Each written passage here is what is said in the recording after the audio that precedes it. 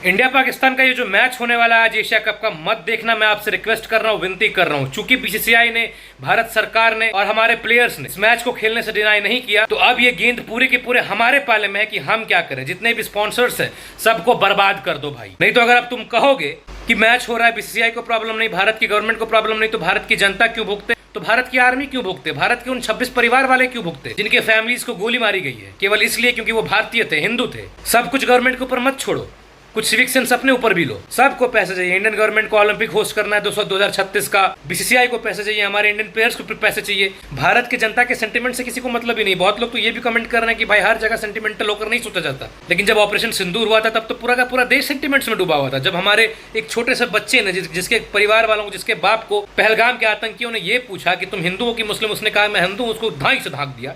वहां पर तो हमने सेंटीमेंट्स ही देखा था ना। मैं आपको ब्रीफ में, शॉर्ट में समझा देता हूं कि भारत इस खेल को, इस इंडिया पाकिस्तान के मैच को बॉयकॉट क्यों नहीं कर पा रहा, डिनाई क्यों नहीं कर पा रहा है। दरअसल भारत 2036 के ओलंपिक्स गेम्स को होस्ट करने की तैयारी में जुटा हुआ है। 19,000 करोड़ रुपए से भी अधिक का इकोनॉमिक फ्लो होगा अगर भारत में ओलंपिक्स होस्ट किया जाता है। तो नौकरियां आएंगी, व्यापार होगा, अहमदाबाद में स्टेडियम्स बनाए जाएंगे, लोगों को जॉब्स मिलेंगे, और भारत आने वाले कॉमनवेल्थ गेम्स को भी होस्ट करने की तैयारी में है। लेकिन अगर भारत ने एशिया कप में इंडिया पाकिस्तान से खेलना डिनाई किया, तो according to Olympic charter rule number 44, अगर आप रिलीजियस, पॉलिटिकल या रेसिस्ट ग्राउंड्स पे किसी भी मल्टीलैटरल इवेंट को बॉयकॉट करते हो या फिर खेलने से डिनाई करते हो, तो आपको ब्लैकलिस्ट कर दिया जाएगा। आप ना तो ओलंपिक होस्ट कर पाओगे, ना ही ऐसे कोई इंटरनेशनल इवेंट्स आप करवा पाओगे अपने देश में। आज से 6 वर्षों पहले जब पुलवामा में डेडली अटैक्स हुए थे, तब भारत ने अपना कड़ा रवैया अपनाते हुए ISSF वर्ल्ड शूटिंग कप को खेलने के लिए पाकिस्तानी प्लेयर्स को वीजा डिनाई कर दिया गया था भारत सरकार के द्वारा। ये ISSF shooting world cup Olympic qualifying game है।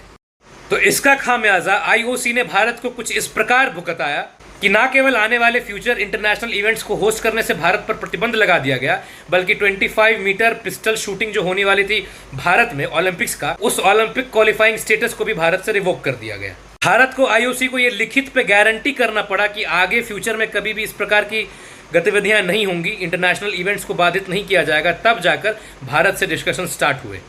तो ये है दोस्तों माजरा। अभी कतर और भारत दोनों कंपीट कर रहा है कि आने वाले ओलंपिक्स गेम्स को 2036 के अपने अपने देशों में ऑर्गेनाइज करवाने के लिए। इसमें कभी कतर लेटर लिख रहा है IOC को, कभी भारत लेटर लिख रहा है IOC को। और अगर अभी एशिया कप में भारत ने डिनाई कर दिया पाकिस्तान के साथ खेलना, तो इस पर खामियाजा भुगतना पड़ेगा भारत को। लेकिन क्या ये हजारों करोड़ रुपए, क्या ये डेवलपमेंट, क्या ये पैसे, क्या ये गेम्स उन 26 परिवारों के बलिदान से ज़्यादा हो गया है? पैसे तो दूसरे मीन से भी आ सकता है, लेकिन क्या उनके 26 परिवार के लोग जो मारे गए केवल हिंदू होने के जुर्म में, वो वापस आ सकते हैं क्या? ये सेंटिमेंट्स की बात नहीं है, ये मेरे देश की बात है, मेरे देश की जनता की बात है। It's not about sentiments, not at all. It's about morals, it's about ethics. Cricket कभी भी इतना बड़ा नहीं हो सकता कि वो मेरे देश से बड़ा हो जाए। हाँ, पेन एंड पेपर में हम लोग हॉकी को नेशनल गेम जानते हैं, लेकिन हमारे लिए तो भाई क्रिकेट है ना। क्योंकि क्रिकेट को जितना प्यार मिलता है इस देश में, किसको मिला आज तक? क्रिकेटर्स को जितना प्यार मिला किसको मिला आज तक? क्रिकेटर्स को गॉड बोलकर पूजा जाता है। कहाँ गए लेफ्टिनेंट कर्नल MS धोनी? कहाँ गए क्रिकेट के गॉड सचिन तेंदुलकर? हरभजन सिंह ने आवाज़ उठाया कि नहीं होना चाहिए ये गेम। केदार जाधव ने कहा कि ये गेम नहीं होना चाहिए। बाकी लोग तो दिखे नहीं।